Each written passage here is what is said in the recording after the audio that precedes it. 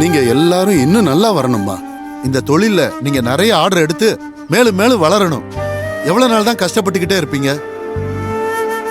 இனிமே உங்க வாழ்க்கையில சந்தோஷமும் செல்வமும் நிறைஞ்சு இருக்கணும். அதாம்மா என்னோட ஆசை. உங்க ஆசீர்வாதம் இருந்தாலே போதும் பெரியப்பா. சரிம்மா கையில. மூர்த்தி எப்ப வருவானா? போன் பண்ணாலும் ரீச் ஆக மாட்டேங்குது. அப்படி என்னதான் வேலையில இருக்கான்?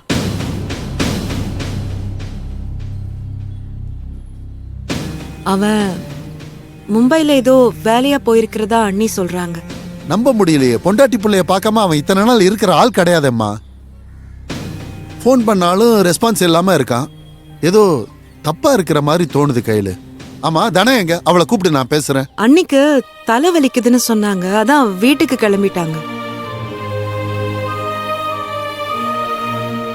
கையில மூர்த்தியை பத்தி தனத்துக்கிட்ட ஓப்பனா கேளுமா. அவன் இப்படி இருக்கிற ஆளே கிடையாது. என் மனசுக்கு இது எதுவும் சரியா படலம்மா. அவன்கிட்ட பேசி உடனே வரவைங்க. அவன் வந்தாலே பாதி பிரச்சனை சரியாயிடும். சரிம்மா, பேசிட்டு என்னங்கறத சொல்லு. நான் இப்ப கிளம்புறேன். என்ன தமாச்சு வரேன். சாப்பிட்டு போங்க. இல்ல மாப்பிள்ள இருக்கட்டும், நம்ம ஹோட்டல் தானே, அப்புறமா வந்து சாப்பிட்டுக்கிறேன். வரமா வரேன், பாத்துக்கிறேன். வரேன் காமாட்சி. சரிங்க மாமா.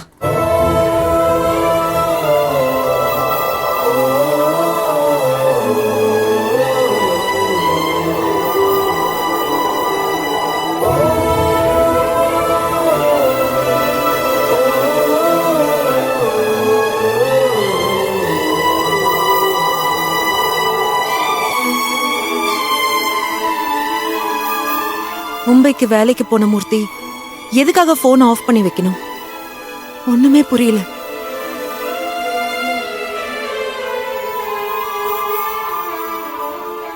கயல், என்னாச்சு?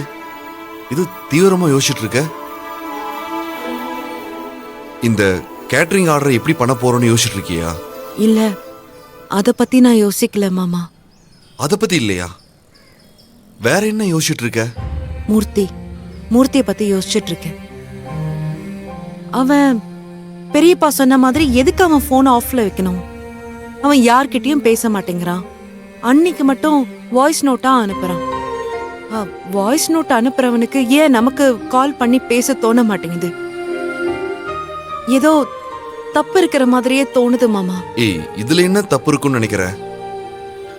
ஒருவேளை மூர்த்திக்கு நம்ம மேல கோபம் கூட இருக்கலாம்ல.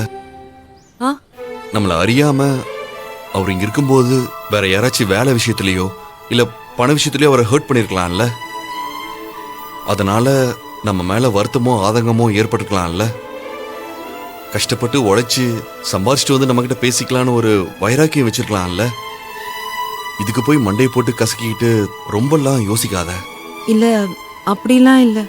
இங்க பாரு கயல், நீ தேவையில்லாம கவலைப்பட்டு இருக்க. அதான் தனாக்கா மூர்த்தியே கால் பண்ணுவாருன்னு சொன்னாங்கல்ல, அதுக்குள்ள நீயே ஏதாவது யோசிச்சுட்டு இருக்க. நாம வீட்டுக்கு போனதும் அவரே ஃபோன் பண்ணி பேசுவாரு. நீ எதுவும் டென்ஷன் ஆகாத, ஃப்ரீயா விடு. சரி, அதை விடு, நீ வா. நம்ம மூர்த்தியோட ஹோட்டலுக்கு பெரிய ஆர்டரா கிடைச்சிருக்கு. அதை நல்லபடியா பண்ணாதான் நமக்கு நல்ல பேர் கிடைக்கும், வருமானமும் வரும். இதே மாதிரி நிறைய பெரிய பெரிய ஆர்டர்லாம் கிடைக்கும்ல. வா, களத்துல இறங்கி வேலையை பார்க்கலாம். வா வா.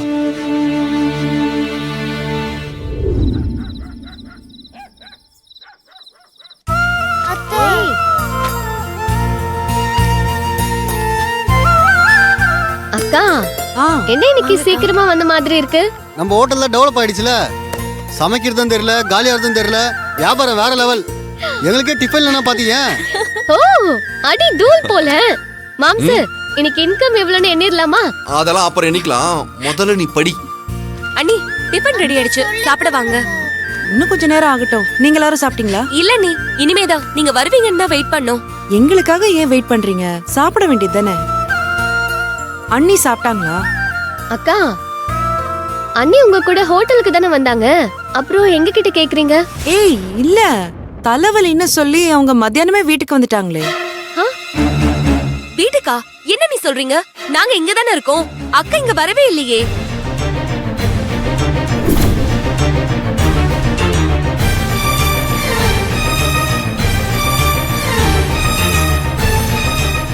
வரலையா?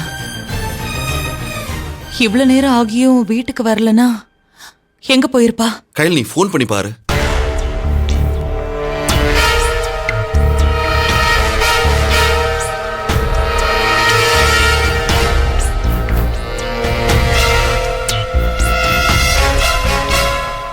என்னாச்சு? ரிங் போகுது, எடுக்க மாட்டேங்கிறாங்க. இப்படியெல்லாம் சொல்லாம அவ எங்கேயும் போக மாட்டாளே. எங்க போயிருப்பா? என்னாச்சு அவளுக்கு? அத்தை, பதறப்படாதீங்க. அவங்க தெரிஞ்சவங்க யாரையாவது பார்க்க போயிருப்பாங்க. ஐயோ, அப்படி இல்ல மாப்பிள்ள. தனம் இப்படி எல்லாம் தனியா எங்கேயும் போற ஆள் கிடையாது.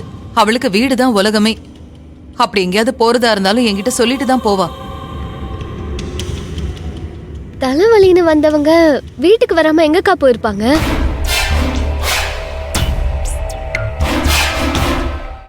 அண்ணி, நான் ஒன்னு சொல்லுவேன். ஆனா நீங்க அதை எப்படி எடுத்துப்பீங்கன்னு எனக்கு தெரியல.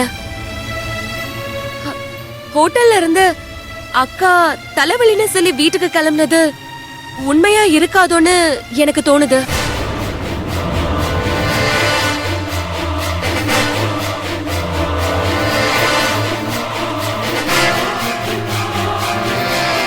என்ன சொல்ற ஷாலினி?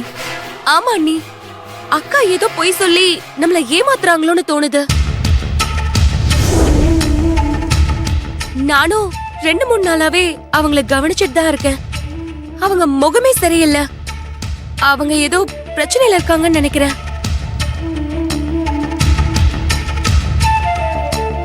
அதனாலதான் தலைவலி அது இதுன்னு பொய்யான காரணத்தை சொல்லி ஏமாத்திட்டு இருக்காங்க. இத பாரு, தனம் அப்படியெல்லாம் பொய் சொல்ற ஆள் கிடையாது. நீ எதுவும் தெரியாம கற்பனை பண்ணி பேசிட்டு இருக்காத.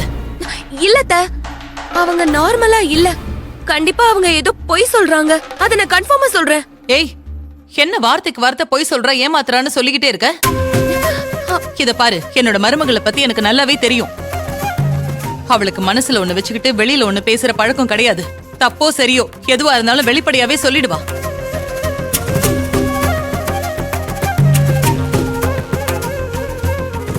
அவளுக்கு உண்மையை மறைக்கணும்னோ பொய் சொல்லி ஏமாத்தணும்னோ எந்த அவசியமும் இல்ல. அத அவ பண்ணவும் மாட்டா. இல்லத்த, நான் என்ன சொல்றேன்னா, போதும், நீ எதுவும் சொல்ல வேண்டாம். தனத்தை பத்தி உனக்கு என்ன தெரியும்? எப்பத்துல இருந்து நீ அவளை பாக்குற? இத்தனை வருஷமா என் கண்ணு முன்னாடி நான் அவளை பாத்துட்டு இருக்கேன். அவளை பத்தி எனக்கு தெரிஞ்சதை விட உனக்கு நல்லா தெரிஞ்சு போச்சா? மா, என்னம்மா பேசிட்டு இருக்க? இங்க என்ன பிரச்சனைய பத்தி பேசிட்டு இருக்கோம்? நீ என்ன பேசிட்டு பின்ன என்ன இருக்க? கையல்? தனத்தை பத்தி வாய்க்கு வந்தபடியெல்லாம் பேசிட்டு இருக்கா. இடையில அவ நம்மள புரிஞ்சுக்காம கொஞ்சம் கோவமா சில விஷயங்களை பண்ணிட்டா. அதுக்காக அவளை மொத்தமா தப்பு சொல்றதா? மா, அவ என் மருமகளை பத்தி ஏதாவது சொன்னா எனக்கு கெட்ட கோவம் வரும். அது யாரா இருந்தாலும் அப்படிதான்.